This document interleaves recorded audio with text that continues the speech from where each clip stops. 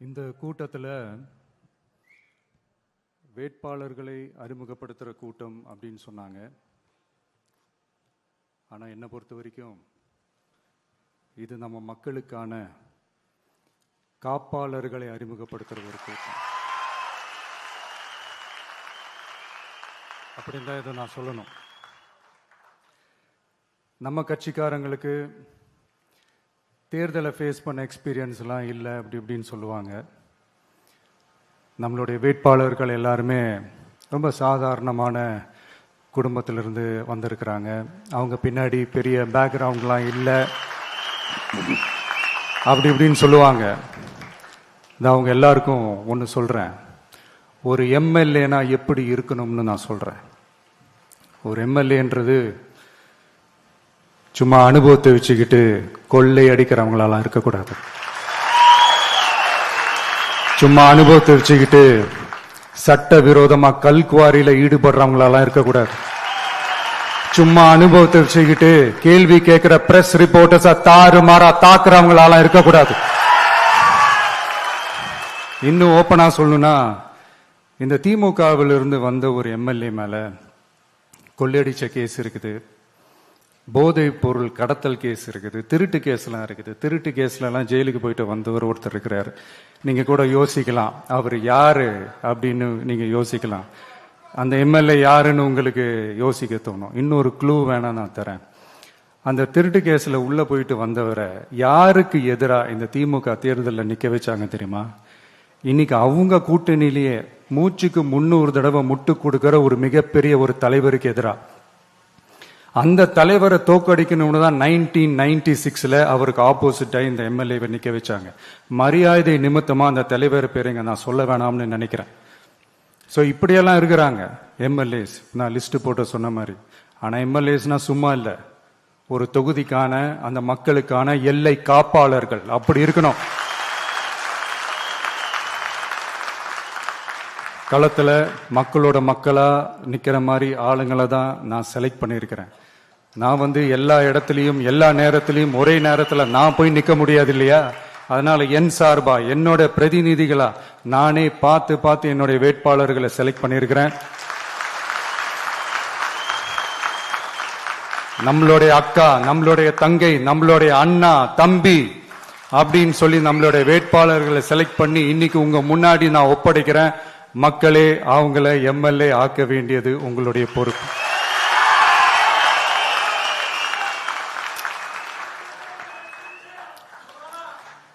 கட்சி ஆரம்பிச்சு கிட்டத்தட்ட ஒரு 3 வருஷத்துக்கு மேல ஆச்சு. இன்னமும் ஒரு கூச்சல் சத்தம் அடங்கின மாதிரியே எனக்கு தெரியல. விஜய்க்கெல்லாம் என்னப்பா செல்வாக்கு இருக்குது, கூட்டத்தை வச்சு சொல்றீங்களா? அதெல்லாம் வேடிக்கை பார்க்க வர்ற கூட்டம்ப்பா. கூட்டம் வந்துட்டா உடனே ஒரு பெரிய ஆளா? கூட்டம் ஓட்டா மாறிடுமா, ஓட்டு சீட்டா மாறிடுமா, அதெல்லாம் எப்படி மாறும்? அதெல்லாம் மாறாது. இப்படி வன்மத்தில் கேள்வி கேட்கிறவங்களுக்கு நான் ஒன்னே ஒன்று சொல்றேன்.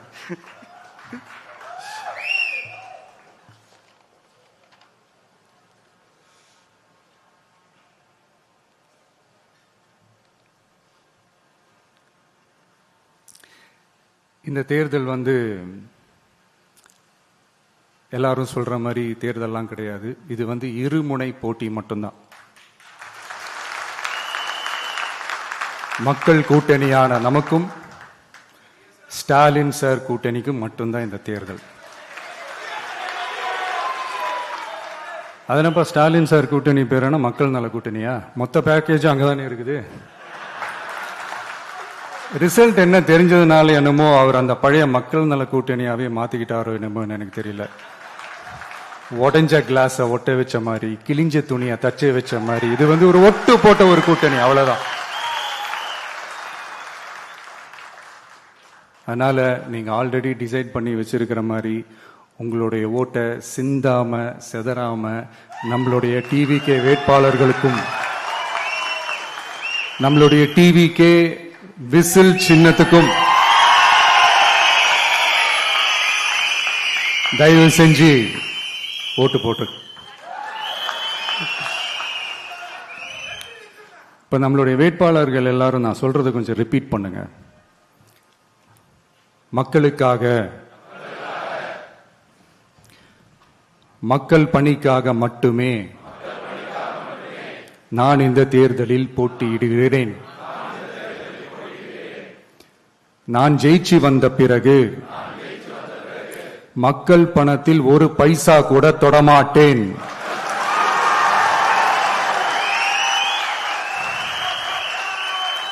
ஊழல் கரை படியவே விடமாட்டேன். பெண்கள் பாதுகாப்பை உறுதிப்படுத்துவேன். போதையில்லா தமிழகத்தை உருவாக்குவேன். சட்டம் ஒழுங்கை சரி செய்ய துணை நிற்பேன். ஒரு நாளும் மக்கள் விரோத செயலில் ஈடுபட மாட்டேன். இது சத்தியம். தேங்க்யூ. மக்களே, இது உறுதிமொழியெல்லாம் கிடையாது, இது உத்தரவாதம்.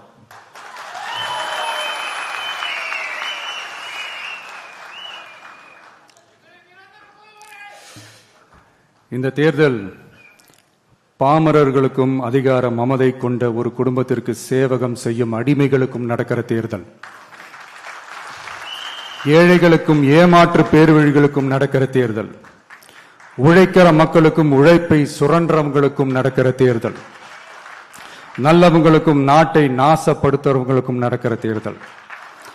மக்கள் பணத்தை சுரண்டும் ஊழல் லஞ்சத்தை ஒழிக்க வந்தவங்களுக்கும் ஊழல்லையே ஊறி போனவங்களுக்கும் நடக்கிற தேர்தல். மக்கள் சக்திக்கும் மக்கள் விரோத சக்திக்கும் நடக்கிற தேர்தல். சுருக்கமா சொல்லணும்னா டிவிகேவுக்கும் டிஎம்கேவுக்கும் நடக்கிற தேர்தல்.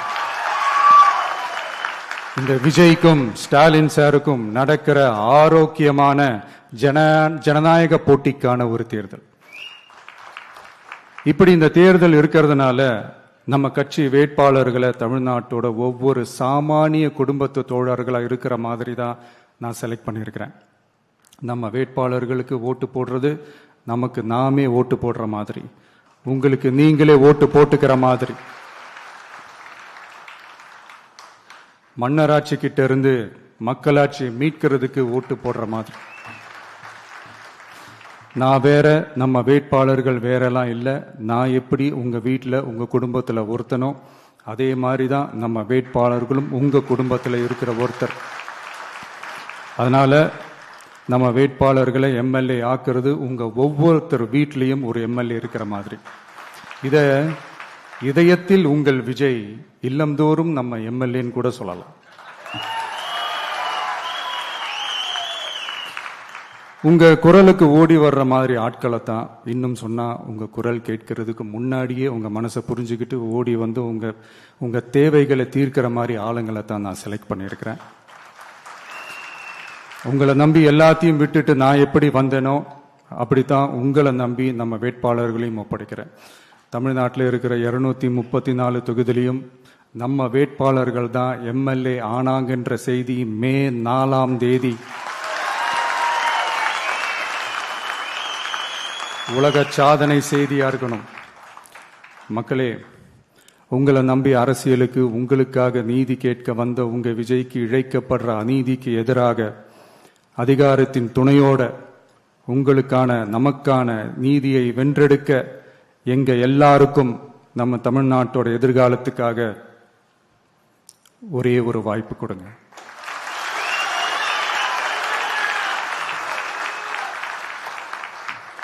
நான் நம்ம விமென்ஸ் டே அன்னைக்கு பெண்களுக்கான சில நம்மளுடைய டிவிகேஸ் விஷன் அண்ட் அஜெண்டா சொன்னோம். அந்த மாதிரி இன்னைக்கு நம்ம TVK's vision and agenda for youth.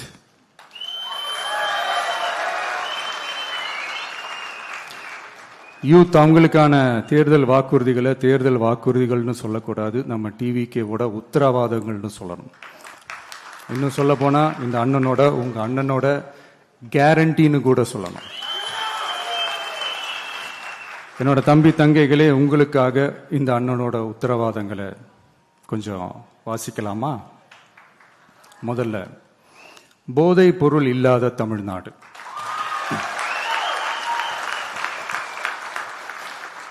தமிழ்நாட்டை போதைப் பொருள் இல்லாத மாநிலமாக மாற்றும் தொலைநோக்கு பார்வையுடன் தமிழ்நாடு போதைப் பொருட்கள் உள்வரவு தடுப்பு மற்றும் போதைப் பொருட்கள் புழக்கத்தை கட்டுப்படுத்தும் கடுமையான சட்டங்களுடன் ட்ரக்ஸ் அபியூஸை கையாள்வதற்காக சமூக காவல் கம்யூனிட்டி பாலிசிங் உள்ளிட்ட பல்வேறு முயற்சிகளையும் அதற்கான முழு அர்ப்பணிப்புடன் கூடிய பிரத்யேக அணுகுமுறைகள் மேற்கொள்ளப்படும்.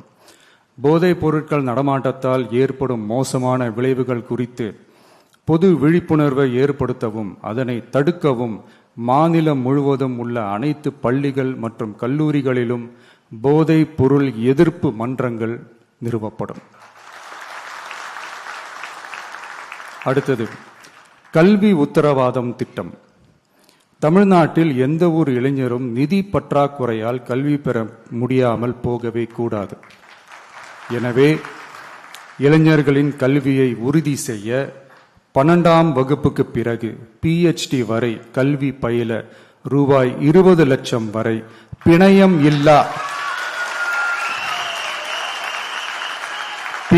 இல்லா கொலாட்ரல் ஃப்ரீ லோன் பெறுவதற்கான உத்தரவாதம் வழங்கப்படும். அடுத்தது Tamil Nadu recruitment accountability and transparency act.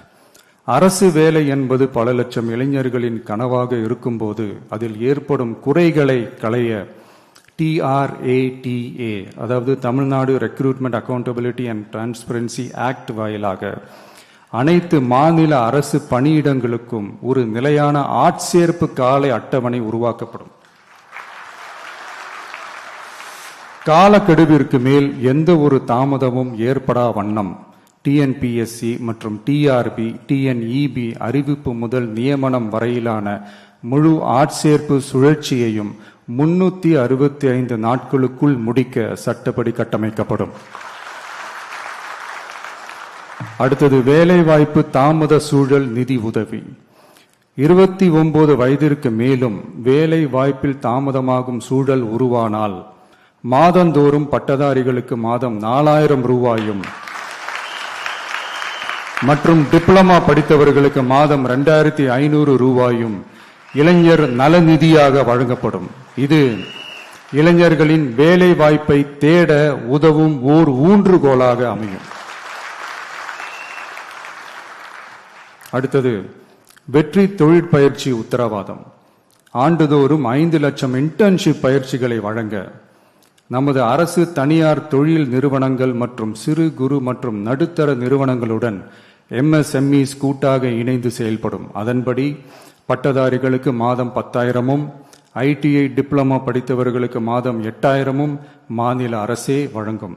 இது வணிக நிறுவனங்களுக்கான பணியமர்த்தல் செலவை குறைத்து உள்ளூர் ஆட்களை பணியமர்த்த அவர்களை ஊக்குவிப்பதாக அமையும்.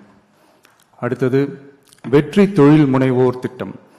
நமது இளைஞர்கள் வேலை தேடுபவர்களாக மட்டுமே இருக்கக்கூடாது, அவர்களை வேலை வழங்குபவர்களாகவும் மாற்றுவதே எங்கள் தொலைநோக்கு பார்வை.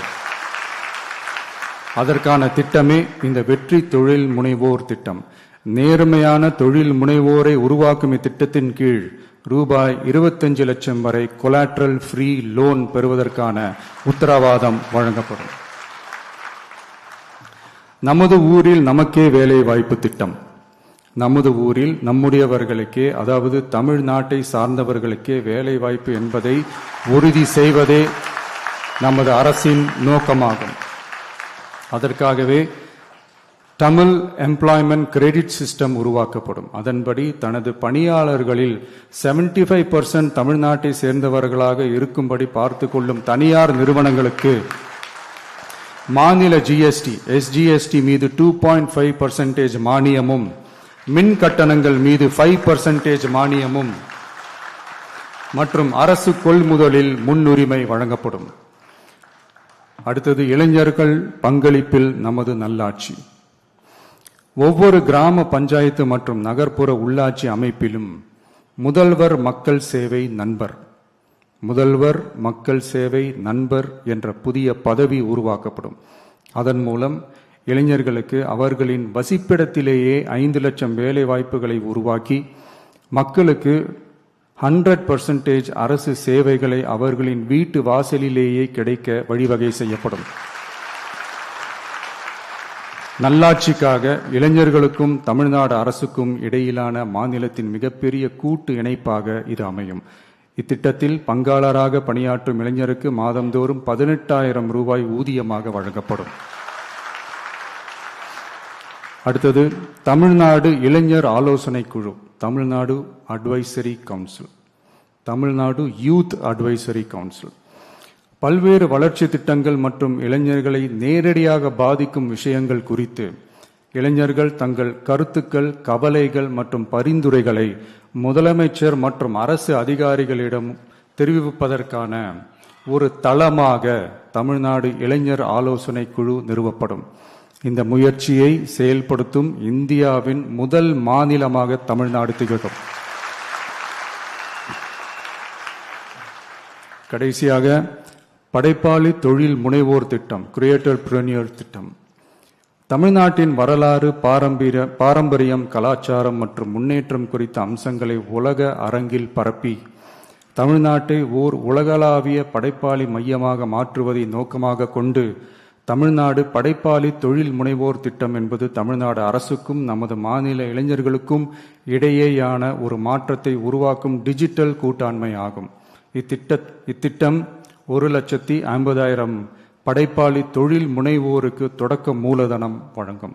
இத்திட்டத்திற்கு ஆதரவாக நமது இளைஞர்களுக்கு நவீன கால பயிற்சி அளிக்க 500 படைப்பாளி பள்ளிகள், கிரியேட்டர் பிரனியர் ஸ்கூல்ஸ் நிறுவப்படும்.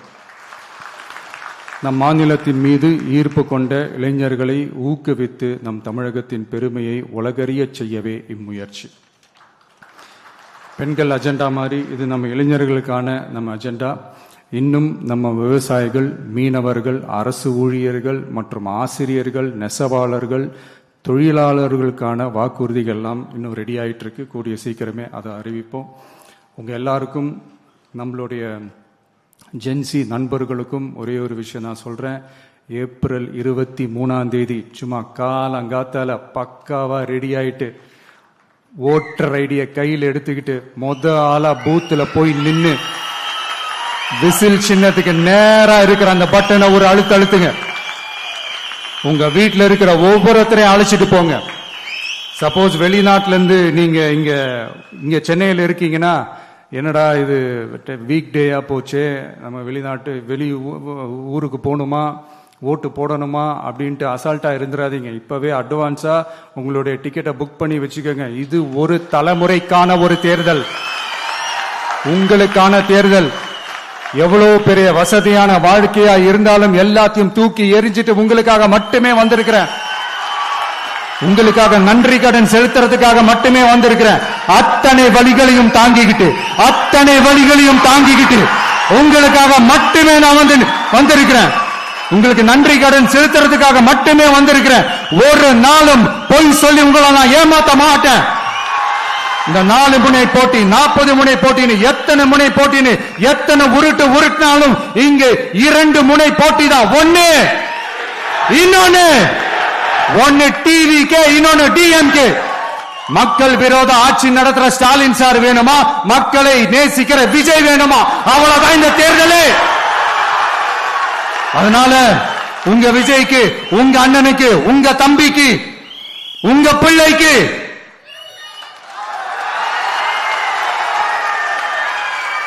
ஒரே ஒரு வாய்ப்பு கொடுங்க. தயவு செஞ்சு விசில் சின்னத்துக்கு ஓட்டு போடுங்க. இது